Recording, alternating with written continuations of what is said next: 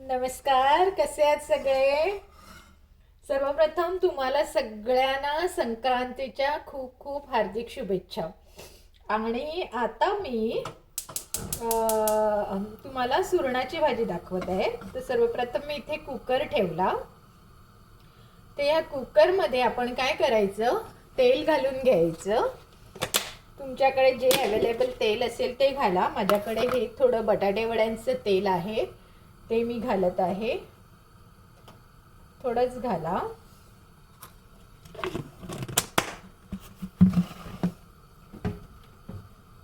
त्यानंतर आपण त्यामध्ये काय घालायचं, तर जरा तेल तापू दे म्हणून मी जरा वाट बघते.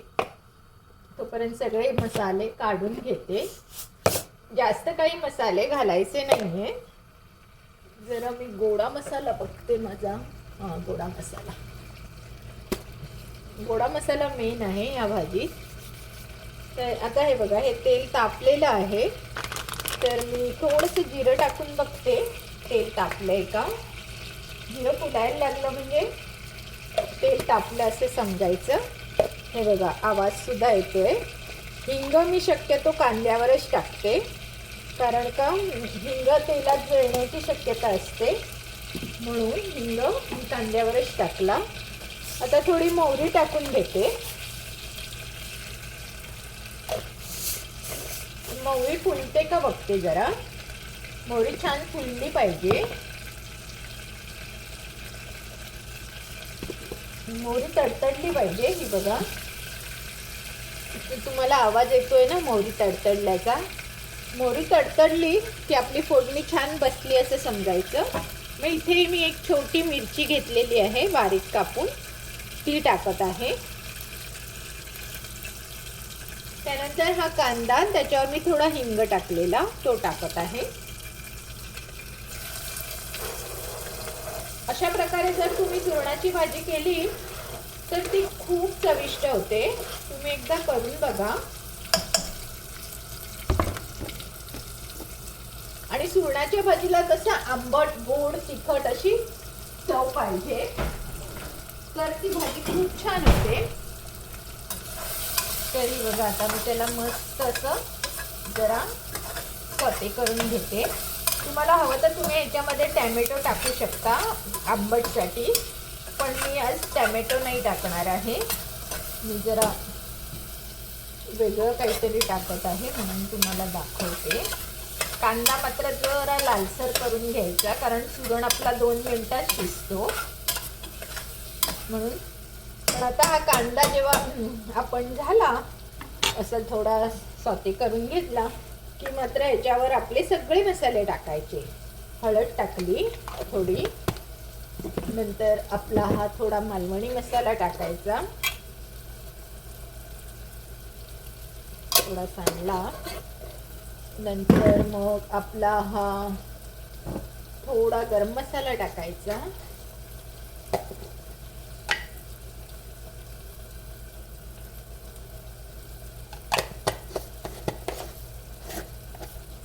नंतर थोडी आपली मिरची पूड टाकायची.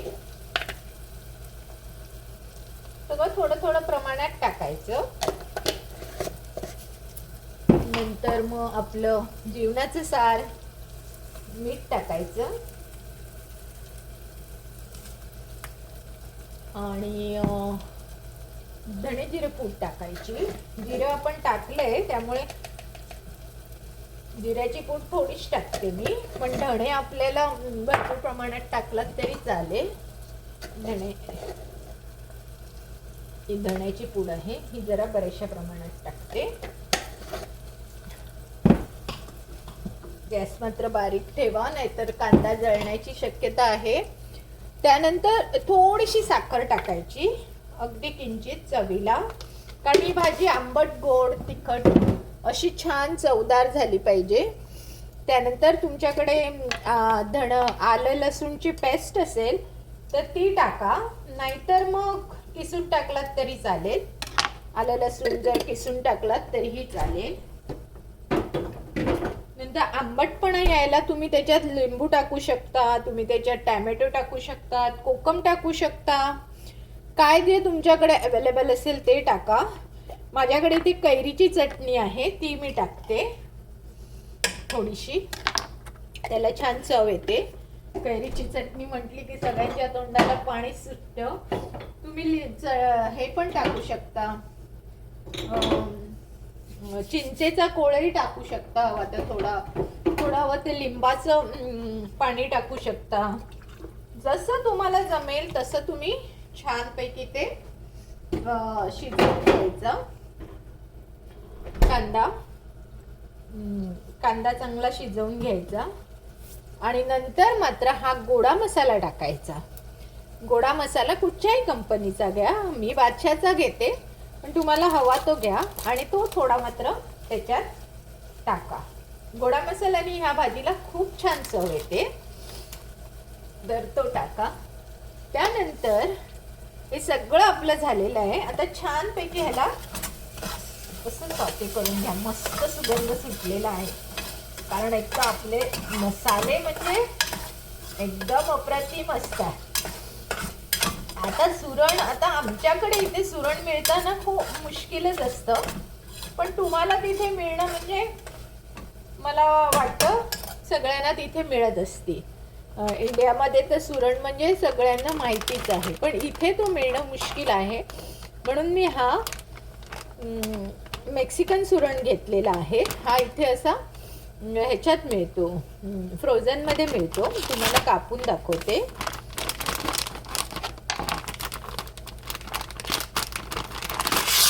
हा बघा, हा असा इथे असा कापलेला आणि तुकडे केलेलेच असतात, तर आपल्याला काही करावे नाही लागत.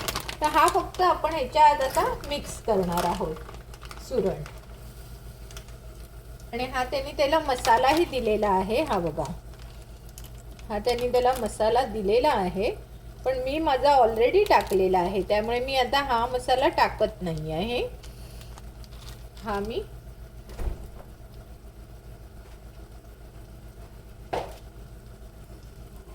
टाकत नाही आहे. आता काय करायचं, ह्याला हे मस्त असं छान ढवळून घ्यायचं. खूप छान सुगंध सुटलेला आहे सुरणाचा. आणि सुरण जास्त शिजला नाही पाहिजे, पण कच्चाही राहिला नाही पाहिजे. असं एक वेगळ्या प्रकारे त्याला छानपैकी चव आली पाहिजे. तर जर असं खाऊन बघायचं, एकदम परफेक्ट सगळं झालेलं आहे.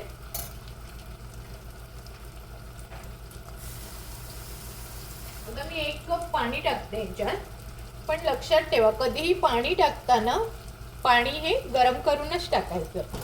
तर मी इथे मायक्रोवेव्ह मध्ये पाणी गरम करायला ठेवलं.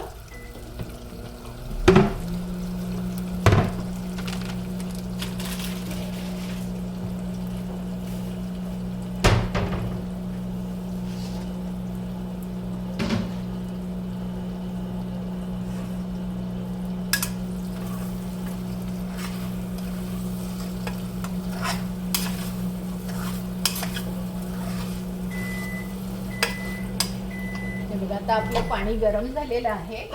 तर तुम्ही अंदाज घेऊन बघा तुम्हाला कितपत जाड ठेवायचे, कितपत पातळ करायचे. त्याप्रमाणे मला जास्त असं दबदबीतच करायचंय, म्हणून मी 1 छोटा कप पाणी टाकत आहे. आणि आता आपल्याला 1च शिटी काढायची. आपल्याला 3-4 शिट्या नाही काढायच्या, त्याने काय होतं, तो सुरण एकदम हे होऊन जाईल. आणि आता सिक्रेट तुम्हाला सांगणार आहे.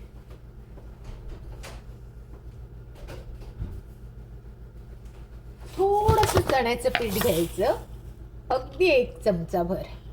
हे बघा, 1 चमचाभर. आणि हे मी त्याच्यामध्ये त्या पाण्यात टाकत आहे आणि छानपैकी त्याला असं मिक्स करत आहे.